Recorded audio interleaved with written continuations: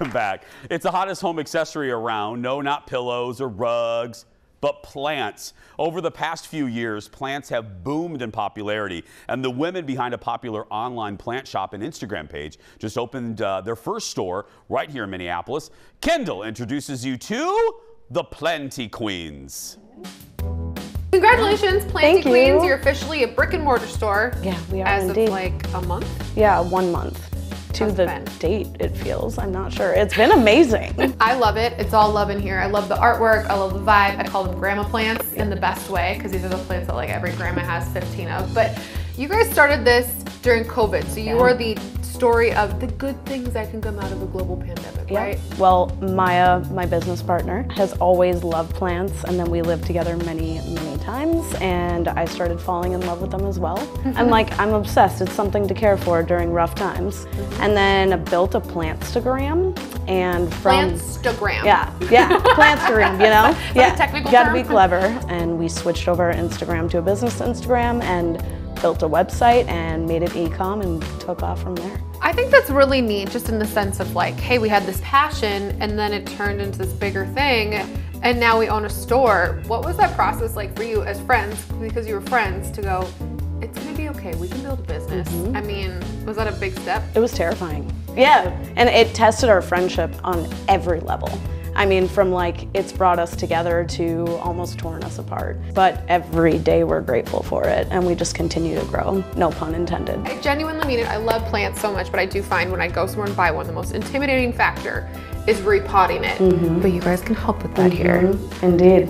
Cut to Kendall plants a plant. Or pots of plants, whatever, you get it.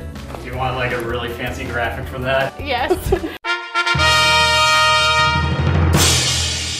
Syngonium white. So these guys are very easy to take care of. This is my grandma plant. This it's is like totally from the a grandma. 70s. This is totally a grandma plant. I picked it just for you.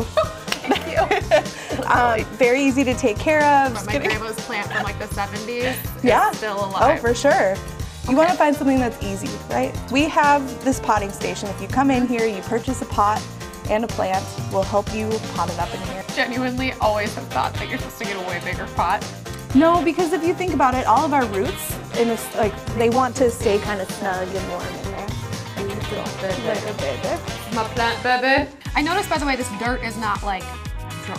There's a lot involved in here. A lot of the times, people think that they can just buy like crappy soil and it's just gonna work great. This is gonna be fine.